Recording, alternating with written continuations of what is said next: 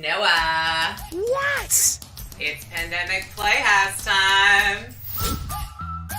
Force fields? What's that? What do you think the 20-second rule is for? Do you know the number pi? Civil rights movements. It's 3.1415926. Nobody cares, Facty. Say, did you guys know that Justin Timberlake comes from a long line of Sasquatch?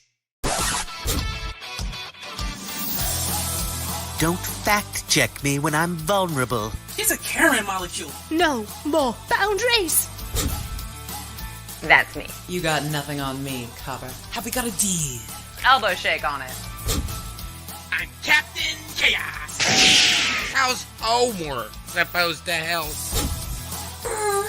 You have to use your brain to find things, Noah. Hi, I'm Ibba, writer, director, and host of Pandemic Playhouse. Hi, I'm Tim Grant, executive producer of Pandemic Playhouse. Don't go anywhere. Stay right where you are. We'll be right How back. did you and I even come from the same motherboard?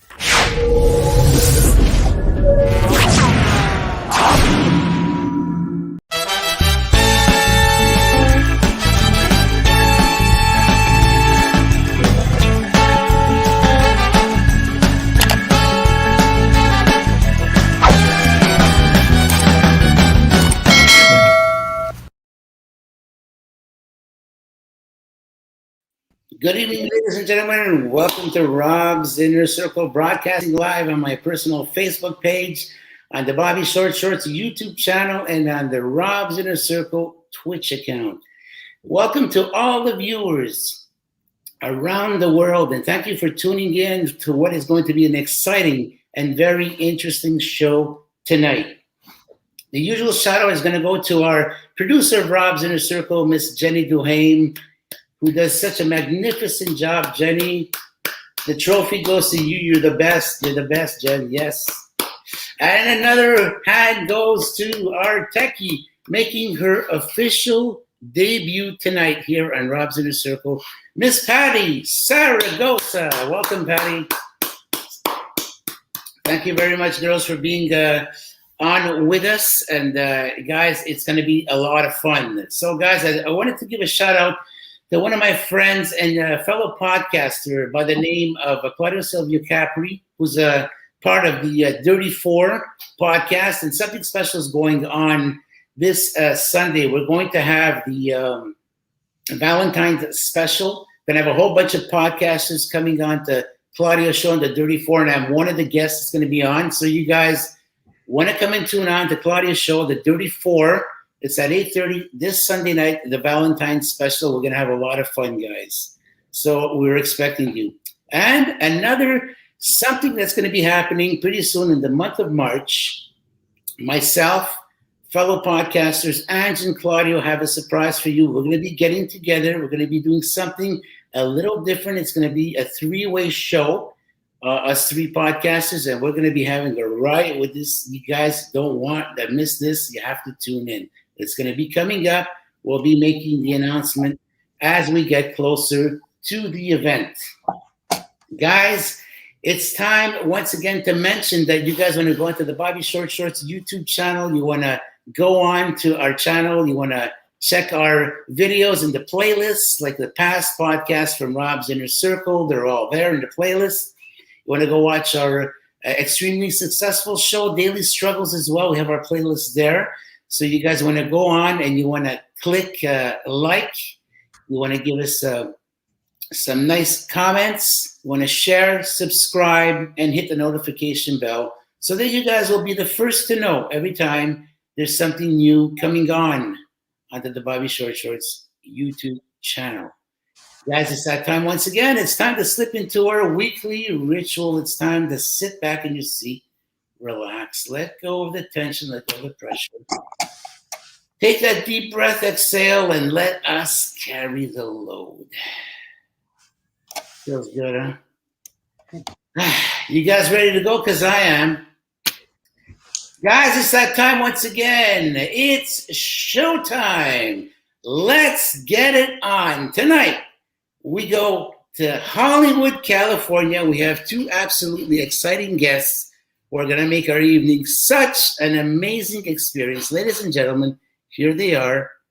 good friends of ours, Miss Ibba Armakis and Tim Grant. Welcome to Rob's in the Circle. Playhouse. Hey, there's Noah. Hi, Noah. Even Noah's tuning in. Look at that. Noah's up there. We've got the whole cast is backstage, but Nellie wanted to come down and chill with me. She's just so excited she can't even talk. Groovy. Wow, look at that. She's in total awe. That's pretty awesome. Hey, guys, thank you very much for coming on to Rob's Inner Circle. It's our profound pleasure to have you on.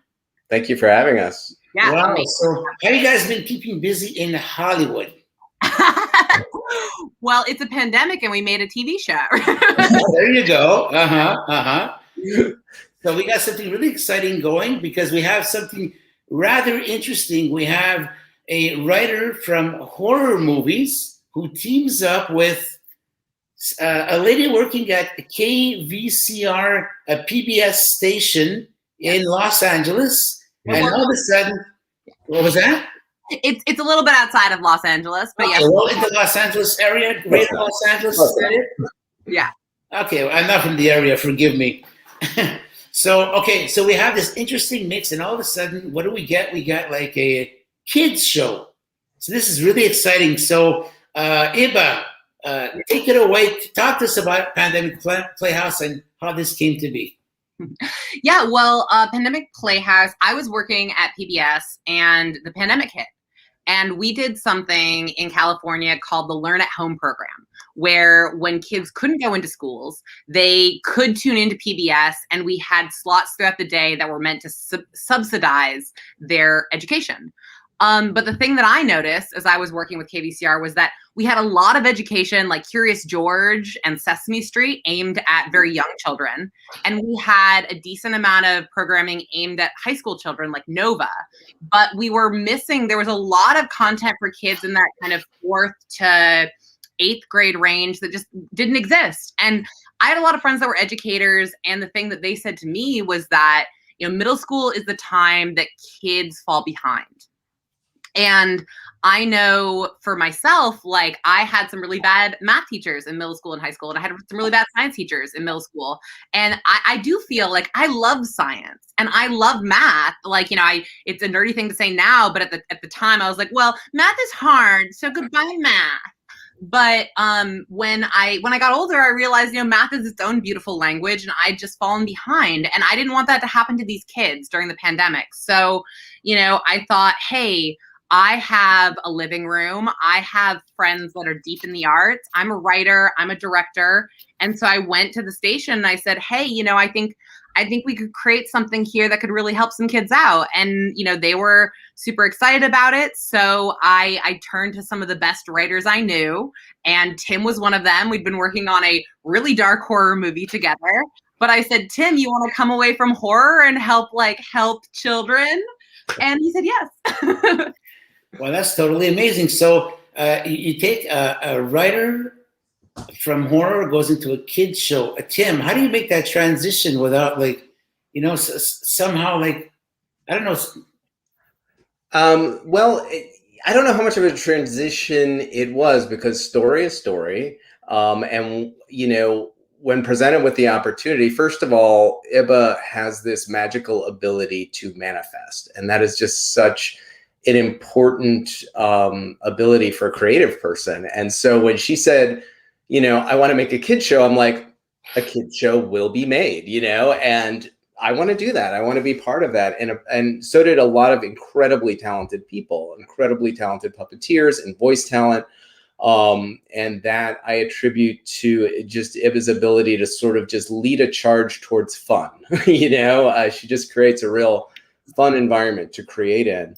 But in terms of transitioning from horror to kid stuff, there's so many different things you can do in a children's show, and we all watched them when we were younger. And one of the things that I love about Sesame Street or the Muppets, Jim Henson, is they always had jokes and content for the parents, right?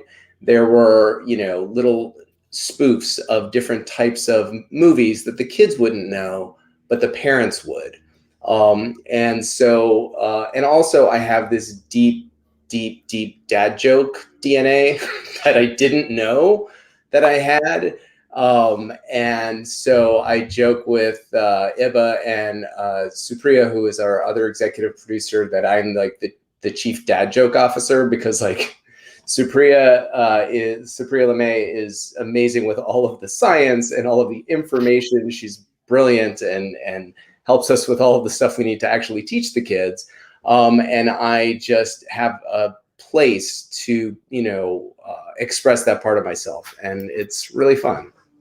There's obviously a hint of some Sesame Street in there, but are there certain characters in Sesame Street that inspired you more than others? I would say that, the amazing thing about Pandemic Playhouse was that, it had to come together so quickly. I literally, I got the okay from my bosses at PBS, and I went out and I made a Facebook post. I said, who's interested in helping? And we got, so many people came in immediately. We have an amazing cast.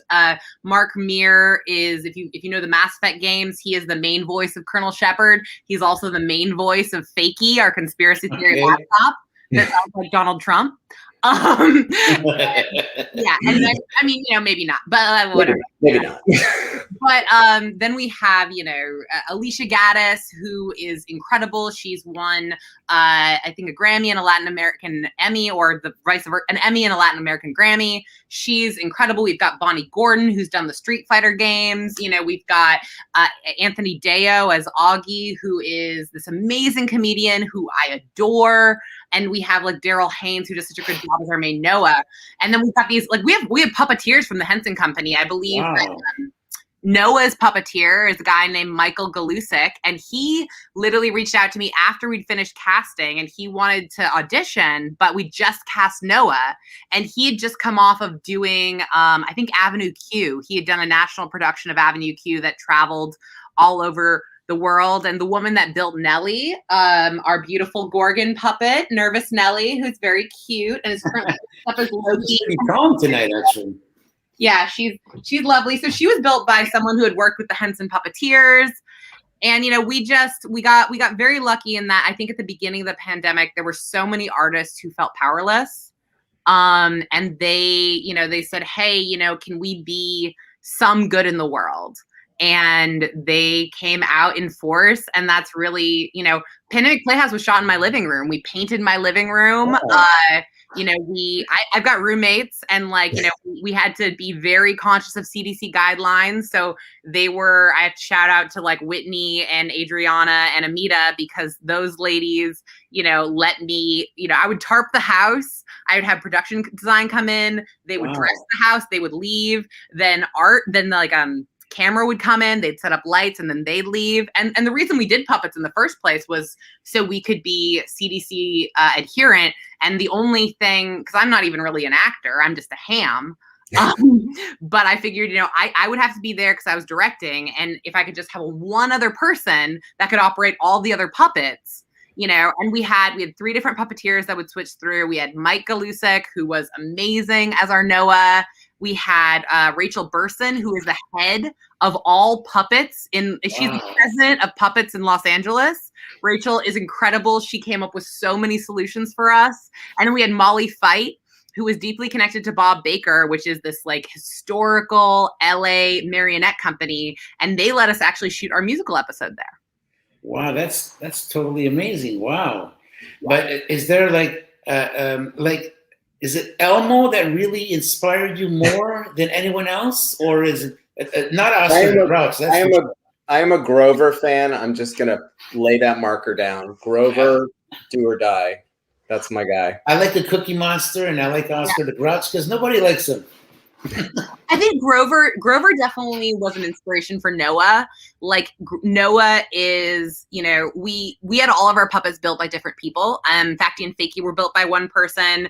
Augie was built by someone else. Nellie was built by someone else. And Noah was built by someone else. So Noah, of all the puppets, he's big. I could get him down, but he's, Nellie's small. Noah is a big boy. And so he was kind of awkward. And it spoke to me of the awkwardness of being a middle schooler. And Grover kind of really captured that I am just random and I'm out there and I'm clever. And Noah really had that to me. Wow. So, what is the show about exactly? Because you have all these puppets interacting with each other. Are there any you got Fatty and you got Fakey? Are they like brother and sister? And one guy's a wise guy, and Fatty that would be the sister who does the research before she actually pronounces herself. Is that it? Tim, you want to talk a little bit about Fatty and Fakey? Yeah, those are my babies, literally. So when Ibba onboarded me to move from a really dark horror movie to a light children's television show, she basically trusted me enough to just say, just write something. We had some guidelines in terms of we needed to have social sciences, we needed to address science, language arts in every episode. Other than that, I was just kind of free to kind of go for it. I've learned through experience to write towards my pet peeves. So one of my pet peeves is people don't fact check. So regardless of your political affiliation or beliefs, there will be something on the internet that will appeal to you. There will be clickbait that will appeal to you. And I see people posting it on social media, and I will then be that guy who goes to Snopes, which is a fact-checking website, or factcheck.org. I'll look it up and then I'll post it on their post. People really don't like that, I've learned. So I was like, well, I'm going to do that. And to Ibba's point about us having a very short turnaround, first thought, best thought. And I looked over to my right or left, I can't remember where, and I saw some e-waste, which was my old laptop and my old iPad. And that's where I came up with Facty and Fakey, that, Facty is an old laptop who just loves conspiracy theories and goes to websites that he shouldn't and gets bad information. And Facty is an elegant and sassy iPad who is his sister, which makes no sense, but whatever. You can do anything on a kid's show, which is great. It's fantasy. It's fantasy. You really can. There are no boundaries to where you can go in terms of just ideas. And so that's where they were born. And if you want, we can show a little clip that introduces them. You know what? It is that time. Yes. Tim, as you're gearing up, getting that ready, we'll probably throw a question here at Ibba, because she is a podcaster as well. Yes. And she understands podcasting like in its full depth. So Ibba, just before Tim's going to show the little video, tell us a little bit about your experience as a podcaster. Yeah, I mean, when I graduated from college, I was doing a lot of kind of work for hire. I worked for a lot of writers, and I ended up kind of helping them do their research. And I ended up working at this involuntary inpatient facility, which was this kind of crazy mental hospital. And I loved working there. I think it's so important, the work they do. And I was doing a lot of stalking in our warehouse. And so I ended up listening to a lot of podcasts, and I found, I really loved, there's something so wonderful, and it feels like you're sitting down with friends to like listen to a good podcast. And I'm a big genre fan. I love horror. I love sci-fi. I love fantasy. There's an amazing series of podcasts I've been reading for since, because they did a call for podcasters when I was, just listening to them all the time. And I was like, I can read stories. I like to read stories. So I started working for Podcastle, Escape Pod, Pseudopod. I worked for the Drabblecast, which does short stories. I worked for Starship Sofa, which does long form science fiction stories. And, I found podcasts are such an amazing way to connect with fans and just to, put yourself out there into the world. Terrific. Tim, do you have the video clip ready? I'm ready to go. There's not a lot to set up because this is literally the first scene of the first episode. Okay.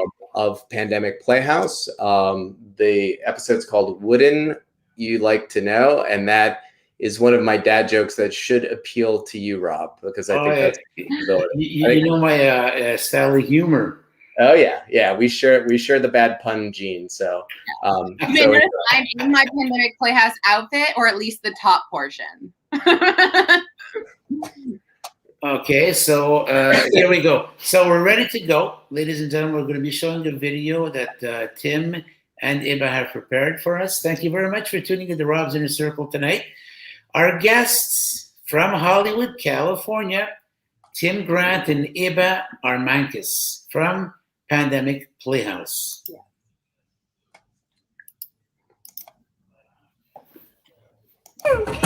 Take that, you evil alien zombies! Hey, Noah. Aren't you supposed to be working on a history paper? Nah, dude, I finished it. Fakey helped me. G-dubs are wooden tooth first prez? Yeah, George Washington had wooden teeth. Tell her, Fakey. Yeah, isn't that so crazy? Like what did he brush his teeth with? Play? I bet he had to floss for termites.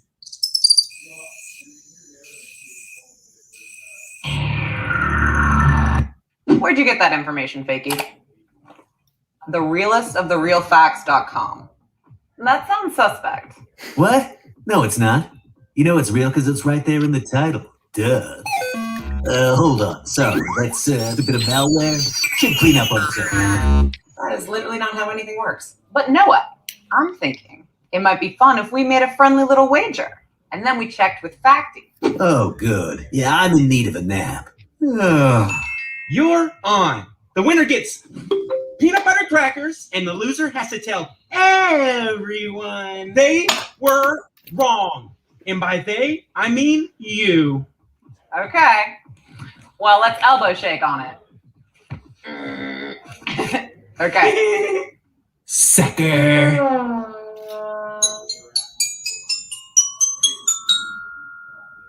Whoa! That's crazy! Yeah, and every word of it true. I'm gonna tell everybody. Spread the word. I will. Hi, guys. Hi, Facty. What up there, touchscreen? I see you still haven't grown a keyboard. Be nice, Fakey. It's okay. My brother lashes out because I know things. Boring things. Not true. Do you know the number pi out to the 357th decimal place? I do. It's 3.1415926. Nobody cares, Facty. Say, did you guys know that Justin Timberlake comes from a long line of Sasquatch? Really? Oh, yeah. No, that's not true. Yes, it is. No, it's not. Yeah, it is. No, it's not. Oh, yeah, it is. No, it's not. Yeah, it is. No, it's Yeah, it not. is. Yeah, it is. No, Yeah, it's it not. is. No, Yeah, it's it not. is. Yeah, No, it's not. You should really get that checked. That was fantastic. Hey, I'm looking at that, and there must be an amazing amount of work that goes into the production of this. Am I right? Yes. I mean, how many hours did it take just to put together that trailer? Oh, it's hard to say how long it took. We shot, Pandemic Playhouse was written by, I think, what was our writing team? Something like 10 people? I would say 10. Yeah. I would say 10, yes. We had about 10 writers, all of them incredible people, most of them based in Los Angeles. One of them is the writers of DuckTales. One of them, if you're familiar with Rejected Disney Princesses, Jason Porath does an amazing job on his site. We've got Elsa, and she is a deaf blind writer who's coming out with a new book, and she's writing for, I think, she's writing for Marvel right now, Marvel Comics. So we got in a really amazing group of people that were passionate about education and coming from very different viewpoints to contribute. And so we planned for our first season 7 half-an-hour episodes. And so we're going to take it through all of that. And then when KVCR, which was the station we were working with, they ran into some problems and they weren't able to broadcast us. We thought, well, we still want these kids to be able to be helped by the show. And so we broke every half-hour episode down into 5 mini episodes, which we've been releasing on YouTube. Now, now that we've reconnected with the Friday Zone, we will be releasing those on PBS, and we're hopeful that we can get the full half-hour episodes up. But yeah, like in order to make those episodes, you know, we had to, I think it took us 2 weeks to get all the puppets made, which is insane to me in retrospect. You know, we reached out to everyone and everyone was able to get the puppets done in 2 weeks. We got our signs printed out by the amazing Dave Warner. Dave was also the guy that made our wonderful little animation that happens at the beginning of every episode. And, you know, I think we were shooting within 3 weeks. We shot the first episode. That was an incredible turnaround. You know, we got my living room painted, and we literally only had for people on set, we had, I think, 3 or 4 people. And it was almost only 2 people on set at the time. The camera person set it up, got out of there, and then it was me and the puppeteer. And so, you know, it took us, so it was really fast at the beginning. And then as things kind of slowed down, as people got busy, it took us a couple months. But editing the trailer, you know, the trailer is based off of 3 or 4, I think like 5 episodes we've got featured in the trailer. And so we had to shoot 5 episodes, which is over the course of, you know, I guess 3 or 4 months. And then it took us a couple months to edit the trailer because we went through some different editors. So it took us a chunk of time, but less than you might think. Well, it's amazing. You have a lot of people working on the show, but then again, when you're filming, that's it. You can't be too many people in there. So I guess he sets it up on a tripod, and then he goes, "I'll see you guys later." So he's out for his glass of wine. Grape juice for the kids. There you go, guys. This is grape juice. It's not fermented. It's grape juice. So, guys, here's to you, to your success. Thank you. Many, many other episodes, and may you guys go viral. Thank you. Thank you. We would love that. Tim, tell us a little bit about yourself, your background, where it is that you come from. Okay, you're a writer on the show. You're executive producer of Pandemic Playhouse, but where did you start off? So I've been a web developer for most of my career, and I was one of those people in LA that would do all of the writing workshops constantly, and because I just love to write. But the sort of working class part of me was like, well, you can't make money at that, which actually still is technically true. But you know, I just kept getting called back to writing, and I would tend to do, you know, short story workshops or poetry workshops. And then finally I realized, you know, I had to have a very honest conversation with myself that I actually watched more TV and saw more movies than I did read books or poetry, you know?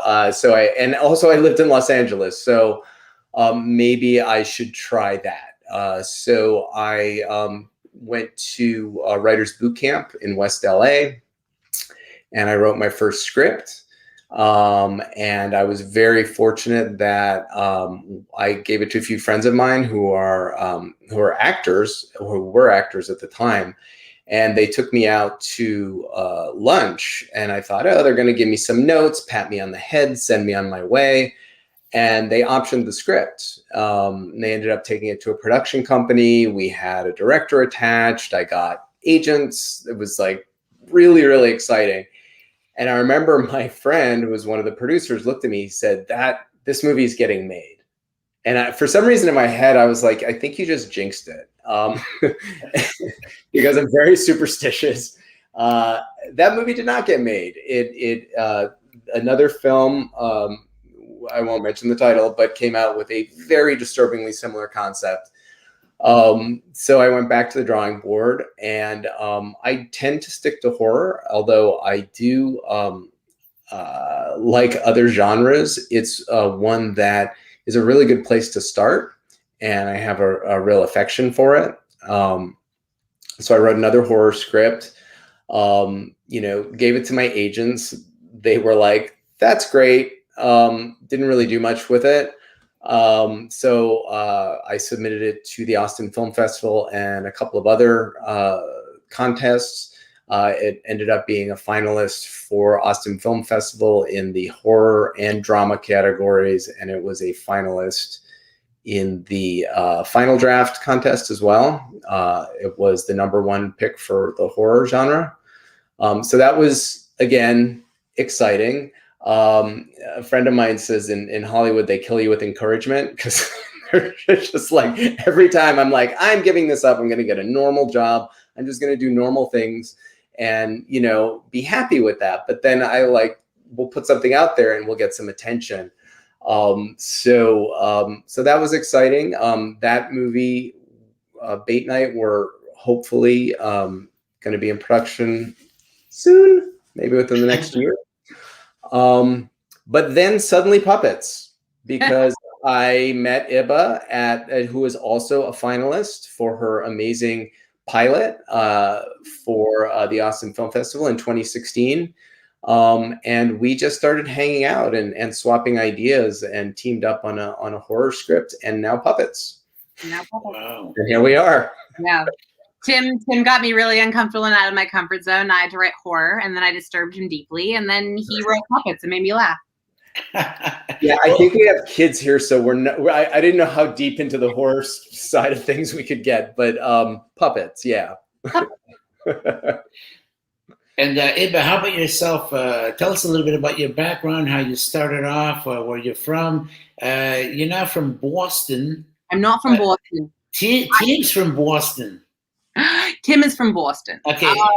I went to college in Boston. I'm from Seattle. Seattle. Yeah, so the Vancouver film industry was always very close.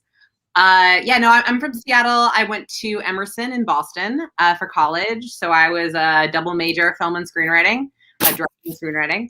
And, when I graduated, I ended up working in New Orleans. I went up to Montreal for a bit, where you are. And I kind of went all over the place until Supriya, who is our other EP, had a gig for me, a writing gig in Los Angeles. And I thought, now it's time to bite the bullet. I've done a couple of feature films. I've done documentaries. I started off, my dad, it's a whole long story. My dad is a terrorist. So that was very difficult growing up, but he left when I was young, so I didn't have to work with it. And then mom was a civil rights lawyer. She did international civil rights. And so I was always very concerned about, how do we give people more rights? How do we make the world more equal? How do we help other people? Which the US is not very good at. Canada is better. And so, I after my mom, my dad was gone, my mom had to work all the time. I was raised by a group of German sword fighters.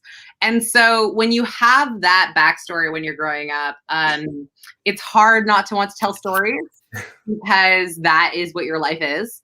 And a lot of my friends joke that my life was a YA novel, like a young adult fantasy novel. And, so when I started, my first feature was magical realism, kind of in the style of Beasts of the Southern Wild. And then as I kind of got older, I explored science fiction. I explored pretty much everything but horror. It really took watching Get Out to say, oh, wow, horror can really say something about the world we live in. Horror can really elevate, these struggles that we have in a society. And when I met Tim at the Austin Film Festival, we were on a plane that broke down, and horror was not the first thing on my mind, but he really showed me how horror could say something about the world. And then I showed him how puppets could say something about the world. So if we were to mix genres together, it's like apple, cinnamon, honey, lemon. So what would fit well with horror? Does it work, horror and comedy at the same time? Oh yeah. Really? Comedy are natural friends, I think. Yeah. Really? Yeah. Shaun of the Dead. Cabin in the Woods. Yeah. You said it. No, not that one. There's been plenty of examples, but that one just threw me off track. Basically, all of Edgar Wright's horror, Shaun of the Dead. What else did he do? I don't think he did any other horror. What's the one with he has a chainsaw arm? What's kind of that would be Evil Dead. Evil Dead. Evil Dead has horror comedy elements. Yeah, absolutely. There's a similar, you have to, hit certain beats. There's a release, You know, there's timing.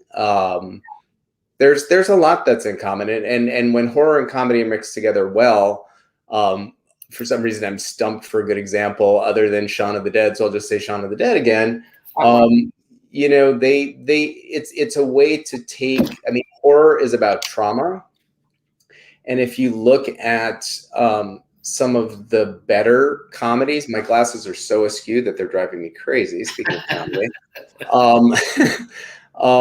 That they provide a relief, you know, from trauma. You know, like you can see a lot of, you know, any sort of awkward comedy that you'll watch, you know, like Curb Your Enthusiasm, you know, or we're just rewatching Peep Show, which is an old British show that is just, you just cringe, but it's so funny that it's a way for you to go into those uncomfortable spaces and laugh. Whereas horror is a place where you go into those uncomfortable spaces and then you scream, and then you usually laugh afterwards. You know, if it's a good horror movie, you know, generally it's just a way of processing really uncomfortable material that we all just kind of accumulate day to day. And it provides, you know, just a good catharsis for that. The first horror movie that really influenced me was 1980, the original Friday the 13th. I still remember the theater I saw it in. My dad took me, which is probably a bad idea because I was pretty young. But what I realized about that movie is everybody screamed at the right time, exactly when the filmmaker wanted you to scream. And after they screamed, the entire audience would laugh. And it happened time and time again. And it built and built and built until the final scene when Jason jumps out of the water and grabs her and pulls underneath. And the whole theater, like, they had the audience in the palm of their hand. And now people don't think of Friday the 13th, the original, or really any of them, as great filmmaking. But I will tell you, I go back and I watch that, and it's funny. It is really, really funny. The entire movie ends on a giant cat fight on the beach with a machete. You know, it's hilarious. Do you find a sense of comedy in Nightmare on Elm Street? Oh, totally. Really? Yes. What are the funniest parts of the movie for you? Well, he's always cracking jokes before he kills somebody. Like Freddy was the original, you know, nightmare who would like make you laugh before he stuck the. How many kids are watching right now? I thought we weren't going here. Let's just say before Freddy does mean things to the other characters, he always makes a joke. Yeah. You know, and Robert Englund is a great actor, and he is fantastic in all of those movies, and really balances the horror and the comedy quite well. Yeah, I saw something that Supriya, was one of our other EPs, has been saying, is that horror and comedy share a sense of the absurd.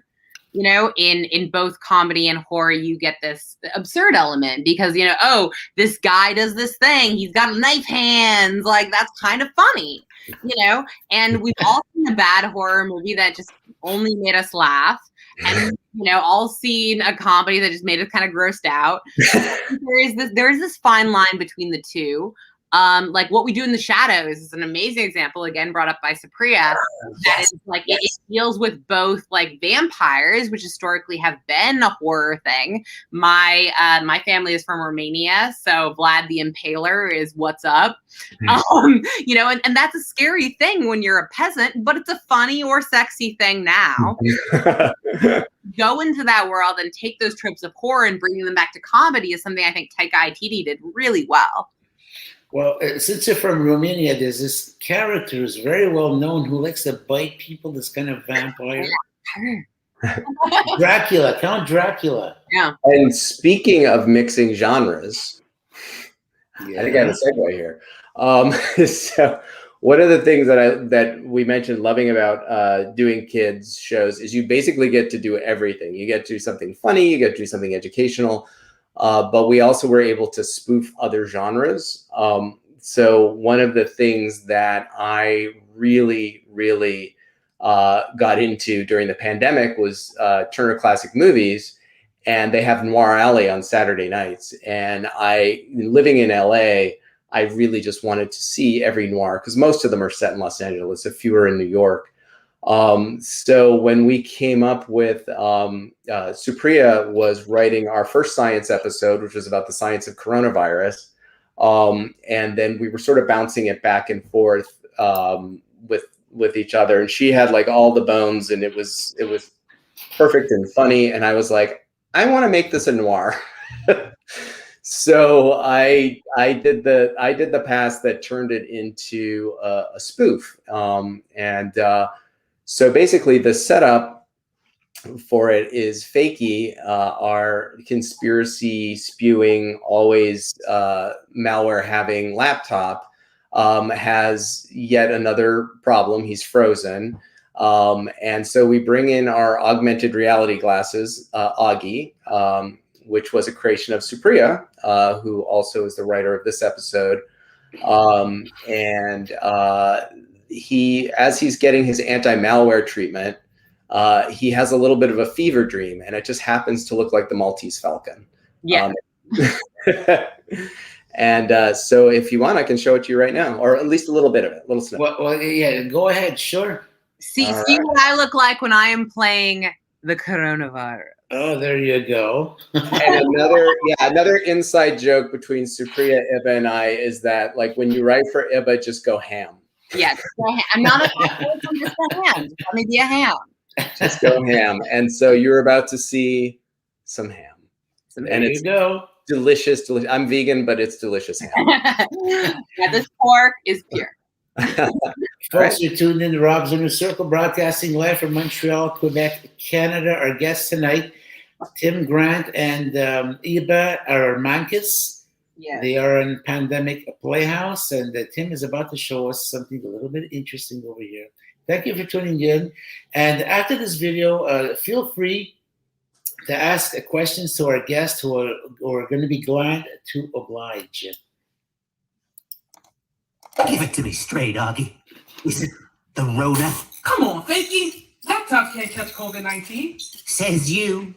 Corona's gone from bats to humans to tigers. I'm telling you, she's found a way into my circuits. According to my analytics, your virus didn't come from a person or animal. It came from a website called raccoonbotoxfells.loan.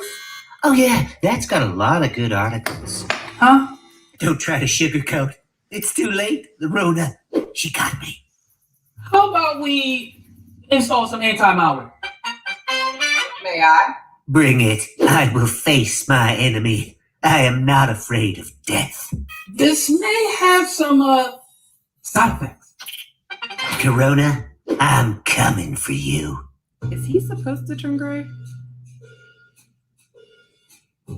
We know it was you, Corona.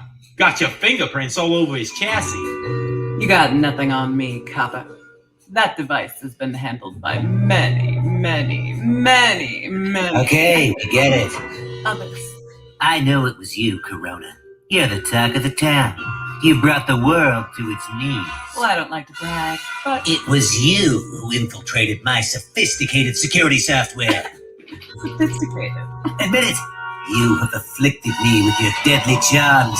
It's because of you that I'm facing the blue screen of death. Nah, man. I don't do hardware. Not hardware, but humans and animals.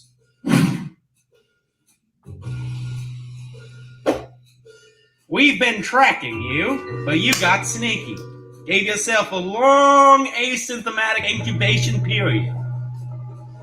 And the longer you stuck around without causing symptoms like fever or coughing, the more victims you could infect before they even knew what was happening. Yeah, that sounds like me. If you waited too long, the immune system would have gotten you. You had to be just right. But were you? Sure, you were more infectious than Ebola. But you know measles. You've got what's called an R knot. I are not. What? It was just hanging there. To see the rest, tune into Pandemic Playhouse. That was very, very good. And you know what? There's something that amazes me. Ibba, you're saying that you don't have much acting experience, and I'm looking at you. You look like you are absolutely seasoned. You've been doing this for years. Well, thank you. Thank you. I mean, you know, as a director, I often give, like, my first feature, I worked with 2 kids who were amazing, but they were 8 and they were 10, and that was difficult. And so when you're working with small children, you're often giving them line readings, and you're often giving them over the top line readings, so they kind of dial it back and do it to the best of their abilities. So, you know, I think I've just always had an ability to be a ham. I know what emotion I want. I just go too far. Wow. And that's what we write to. Yeah. It works perfect for kids. It really does. Yeah. So, Tim and or Ibba, are you planning on coming to shoot in Canada sometime soon? Montreal, perhaps? I mean, it'd be amazing to shoot in Canada. Like I said, I'm from Seattle, so Washington has never had a great film industry, and Vancouver did, and Portland did. So I felt like I was always going north or south to do work. Montreal is an amazing place. I just on another coast right now, and you know, the U.S. has kind of not done a great job with our coronavirus, so traveling across the coastline is not necessarily the safest right now. I don't think they'll let Corona. Oh wow! Into Canada. If you'll pardon the pun. I did forget in the setup to mention that Fakey thinks that he has the coronavirus, which is the setup, and Ibba plays the coronavirus to the hilt. Are you 2 planning on working together, like in the sense of doing some kind of other movie other than Pandemic Playhouse, like maybe something, maybe a horror film together? Who knows? Is that something you're looking at? I'll let Ibba take that one because I just yeah. Go ahead, Ibba. It's all yours.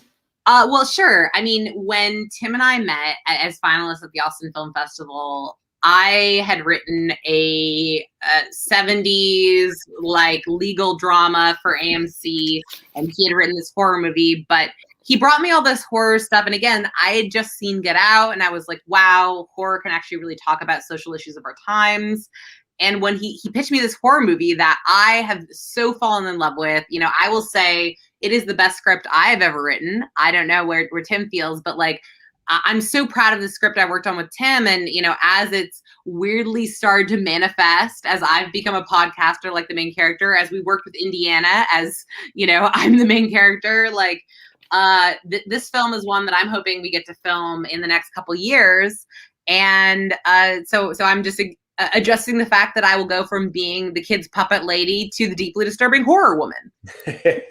I think it's a natural transition. The thing that's very I find fascinating about this, and I think at some point you'll see Black Flame is the film that we're working on. Don't know if that'll be the final title. But when we film it, I definitely want Pandemic Playhouse in the background, because when we were writing it together, and this is the first co-writing that I did was with Ibba on this script, she wanted to set it in Indiana, in a small town that was like her mom's small town. And so we did. I've never been to Indiana, so I trust her on what it looks like and what the feel Every Christmas. Oh yeah, right. But interestingly, when we switched over to Pandemic Playhouse, and you know, as you mentioned, you know, Ibba's been doing podcasts, obviously, so she knows about that world. But she started working for a local PBS, you know, and then when unfortunately we weren't able to broadcast using that specific local PBS because of Alicia Gaddis, or Alicia, sorry, I mispronounced her name, who plays Facty, had a connection to an Indiana PBS that is very close to Washington, Indiana, which basically is the setting of our horror movie. So it's this weird kind of magical creative thing happening between Pandemic Playhouse and Black Flame. So yeah, it's kind of interesting how that works. Yeah. Our Netflix algorithms are going to be all messed up, but my IMDb is a mess. It just makes no sense. Makes no sense. Yeah. So, Ibba, you're not only the writer, the director, the host, you also do the editing for Pandemic Playhouse. Yeah, editing was always scary to me because I heard back in school, a film is written 3 times, once in the writing, once in the directing, and once in the editing. And, for a long time, I'd just been like, look, I'm a writer, I'm a director, and 2 is enough. 2 of 3 is enough. I don't need to edit as well. But, finding an editor who really understands your flavor, who understands what you're trying to say, and will honestly give the time to make it sing, it's hard. And we worked with a lot of editors on Pandemic Playhouse, and I appreciate every single one of them, but they all had other jobs and other things, and they couldn't necessarily give us the time we needed. So, I decided, hey, if this is going to be done right, I guess I'm going to do it. And so that's when I started learning After Effects, which is an amazing program. Like every week I'm like, oh, I learned how to animate lightning this week. Oh, I learned how to do, this week. And that's exciting. It's cool to be a one-woman, production house, but it's not. You're never one person. You're always, Tim does a lot of the pre-setups for me, and he's been learning Premiere. And like when I need something, I turn to the actors or I turn to Priya. So, film is not something anyone can make alone. Well, I totally understand you because on our show, Daily Struggles, that it's a web series that we have in Bobby Short Shorts, there are three of us who are writers, and the 3 of us edit as well. Because, like you're saying, when you're writing out a story, there's no one who knows better than you exactly what you're trying to portray. Because you give someone a script, well, the director's, he's gonna make it come together. But when you want to piece that together, you were thinking in a certain way, and you go just for the fun of it. You make someone edit for you as a test edit, and you're there. You go, oh no, this is not working out. I mean, all of the key elements I wanted to put in there are not there. So that's why the writers usually are the best editors, because they're the one who are portraying what they wanted to create in the first place. Yeah. Yeah, and we also, we were. You mentioned, that we live in Hollywood, right? So we're very fortunate in the fact that we are around incredibly talented people all the time, and who were willing to volunteer and give their time.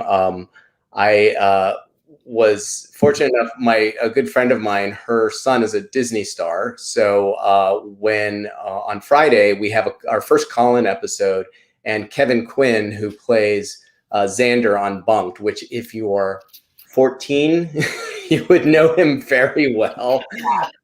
14 and younger, especially if you're female. Extremely, extremely talented. He's just going places. He's done a couple of musicals now. He's a singer. He's got an album out. So we're really excited about having Kevin on Friday for our call-in. Yeah.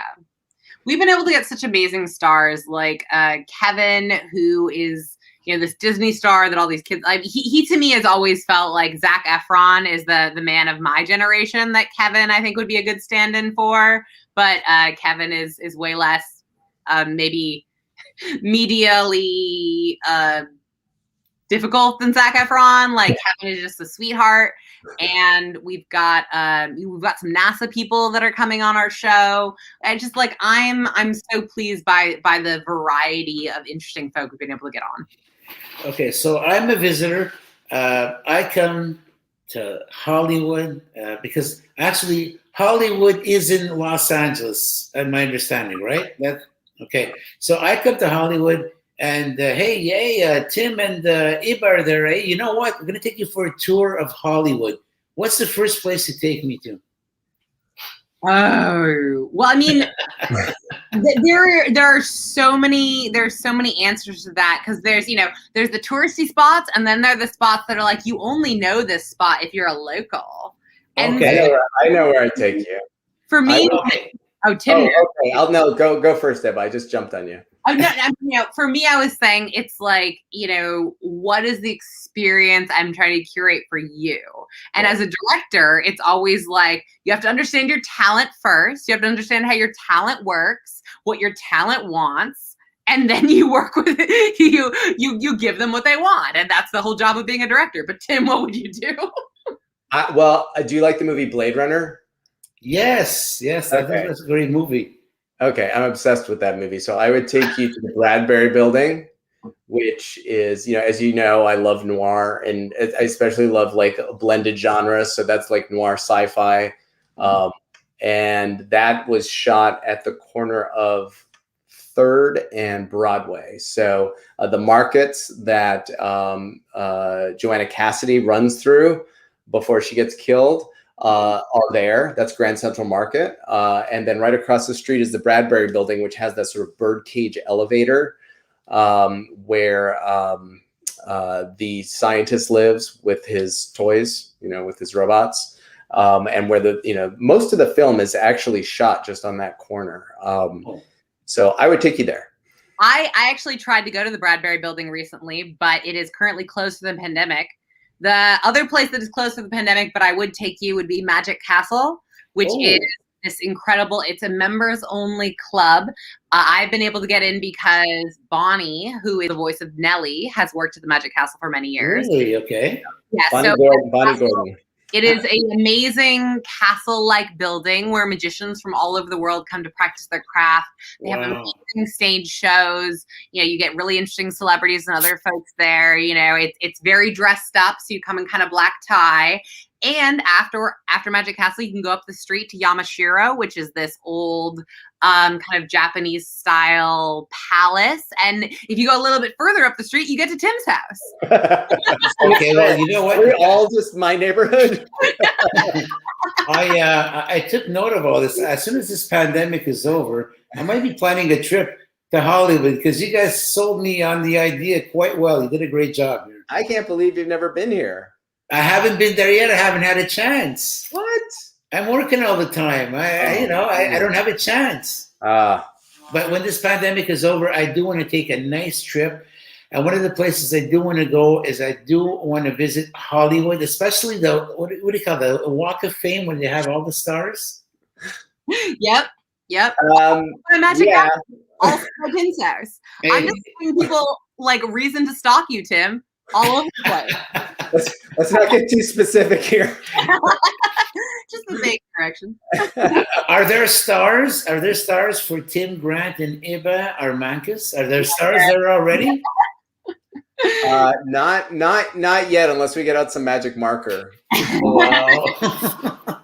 Oh my God, guys! This evening has gone by so fast. We're down to our closing minutes over here, so I'll give you each of you a chance for your closing comments. Ibba, if you have to give some advice to people out there who have a project and they want to fulfill it, what's the best advice you could give someone?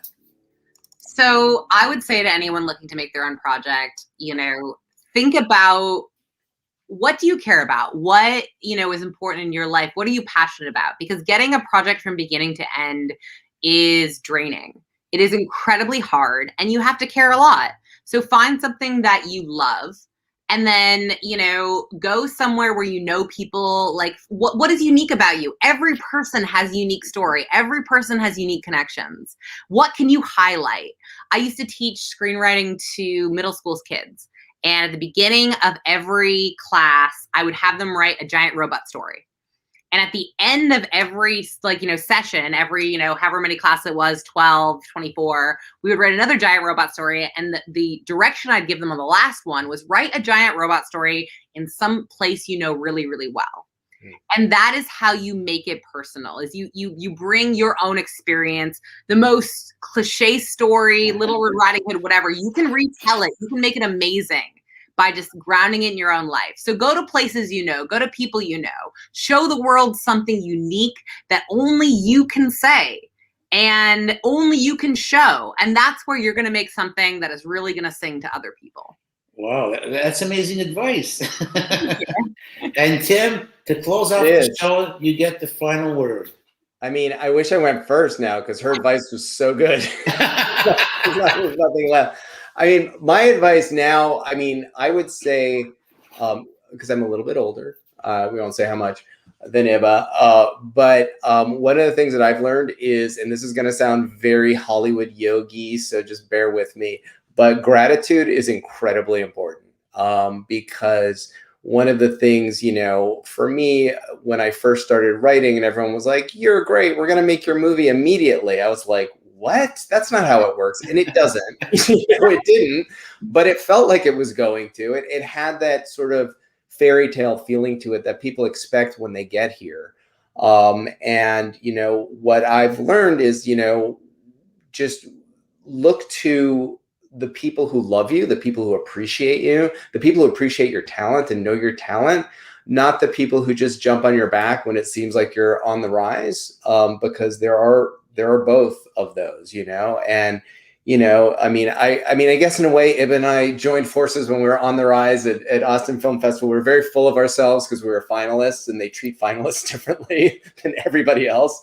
But also, you know, we made a puppet show because that was what we could make, you know, and that was the opportunity. And Ibba was smart enough to seize on that, to say, this is what we can make in this moment.